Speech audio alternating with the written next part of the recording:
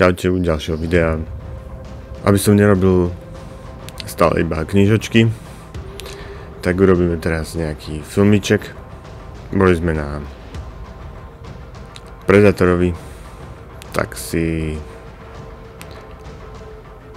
kecneme nejakú vec o ňom. So this is your first hunt. Takže Predator, Badlands alebo nebezpečná zóna. Prečo tak toto divne prekladajú, to neviem. Ale ideme k filmu. Ja som ako, si pozrel mobil a tam, že ideme do kina. A ja hovorím, že a na čo ideme? Že ideme na Predator. Odpovedám, že neviem. Potom sme sa stretli a že ideme na to Predatora? A ja hovorím, že neviem. Bolo mi povedané, že ideme na Predatora. Tak som povedal, že dobre. Tak to tam šmahni. Takže boli sme na Predatora. Predator. Nebezpečné územie. Čo by som mal o ňom povedať? Alebo kecať? Neviem. Áno, to je moja odpoveď. Neviem. Ja neviem, čo si mám o tom myslieť. Niektoré veci sú dobré, niektoré špatné, niektoré fakt, že čudné. No dobre, idem od začiatku. Ale sme takto, že riešili film, tak ideme od hudby. Hudba dobrá. Iba, že som si všimol takú vec. Neviem, či to je nejaký umelecký štýl, alebo niečo také. Ale keď pán Predator ide cez tú planétu, kde sú zelené svahy, zelené hory a je tam írska hudba, alebo nejaká taká divná írska hudba, vám to pripomína asi... Pripomína vám to určite jednu vec. Pán prstenov. Ako by som išiel Pán prstenov cez údolia a svahy. Hovorím, že nádherná hudba, samozrejme, že úžasná, ale čo ja viem, do Predátora, takéto nejaké umelecké veci. Jakože nekazí to film, ale ja neviem, no. Je to čudné. Dobre. Hudba není chyba. To je proste normálne. Hudba je normálna. Není čo vytknúť. Zvuky k hudbe. To, že počúvate iba také praskanice od Predátora, to tam je furt. Ale tak zas je to Predátor, ne? Všetko je dobré. Hudba a tie zvuky, to je dobré. V Dolby Atmos ešte lepšie.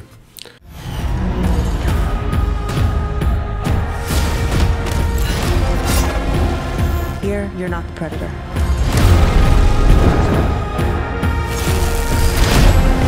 You're the prey. Takú rekapituláciu, hej, že... Ale takú hrubú rekapituláciu dám teraz toho filmu. Akože spoiler, hej, keď nechcete to vidieť, tak to vypnite radšej. Videli ste ukážky a hovorili ste, že prečo ten Predátor je taký maličký, alebo prečo je taký, neviem aký. Vyznie to divne. Tak to je, poprosím pekne, nepodarený Predátor, hej, pokazený. Ktorého mali už dávno zničiť, alebo zabiť. Ale pod ochrannú ruku ho zobral jeho brat, začal ho trénovať a je to Best of Predator. Ale ešte neprebehajme, brat sa obetoval, otec ho rozsekal a ešte medzi tým, ako bol rozsekaný, toho maličkého Predatora poslal zlodejov preč. Malý Predator sa volá Dek. Tento Predator si vybral planetu, kde by mal byť najväčšia zver vo vesmíre, ktorej sa boja aj predátori a on to ide uloviť. OK, dostane sa na tú planetu. Sú tam také menšie scény, keď proste ukáže faunu, pozadie. A vždycky, keď tam niečo ukážu, tak vždycky tam niekoho zežere. Niekto. OK, na takejto planete sa ocitol. Každá vetvička ho chce zabiť a on medzi takými kvetinami našiel robotku. Samozrejme, že tento robot je zo Zeme. A vyrobil ho ešte aj firma Weyland Yutani, či Weyland Yutani, tak to je? To už je jedno. Robot nemá nohy a on ju ťahá so sebou ako nástroj na to, aby objavil Kaliska, hej, a zabil. Hunting something that can't be killed. Tento film je tak pre takých mladší ročník, není to klasika, že by to bol nejaký horor alebo niečo také. Nie sú tam nejaké mŕtvolky, rozsekaní ľudia, neviem čo. Sú tam rozsekaní roboti, ale však to nevadí, však sú to roboti iba. Ďalej je to také, že keďže to je zábavný film, hej, tak je to taký, že sci-fi, akčný, zábavný. Zábavný hovorím preto, lebo z nejakého dôvodu tam sa rozhodli dať ukecaného robota. Proste stále iba ona hovorí a Predator počúva. Ten Predator sa dosť ovládal, aby ju tam nezabudol alebo nehodil desi. Taká dvojica je proste na tej planéte a ide na toho Kaliska. Ona hovorí, že tam je ešte jeden taký robot. Predator povedal jej, že to je jej sestra a hovorí, že to už je inteligentný robot. Inteligencie má porovoriť, ale Predator jej povedal, že je to jej sestra. Lebo tak hovorila o nej. Ja neviem, no ja si neviem pomôcť, ale vtipky pri Predatora je divné. Nebolo to špatné, ten film, ale nebol to Predator. Je to proste sci-fi akčný film. Ja by som povedal, že dohodnú sa tlpa chalanov, že ideme do kina a čo dávajú Predator. Môžeme ísť, jasne, samozrejme, však to je úplne, že kulovský film. Všetci tomu dávajú 7,6, 7,9, 7, neviem čo, 8. Hovorím si, že prečo to má 7,8, 7,6, ja nechápem. Však to je úplne taký film. Welcome to the most dangerous planet in the universe.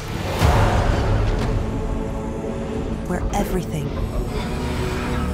is trying to kill you. Neviem si vysvetliť, on využije všetky veci, čo tam nájde, čo ho to chcú zabiť, ale využije ich na to, aby zničil tých robotov. Keby ste to videli, ten koniec s takým, čo ja viem, čo to je, had, ktorý flusa nejaký Cyrite, ktorý proste rozežeria všetko. A on ho má na rameni, ako to dielo, čo majú Predatory. Však to je úplne divné. Prečo to tam je takto? Je tam taký malý tvor, ktorý má zlatúčku tvár, že môžete si ho zobrať ako psika. A teraz ho tak akože ochraňuje on jeho, proste patrí k smečke, lenže Predatory nemajú smečku, hej. Ale akože patrí k smečke a sa tam skupia proste nejaká partia tých oných vecí a porazia robotov, hej. Je to úplne absolútne divné. Ale akože zábavné.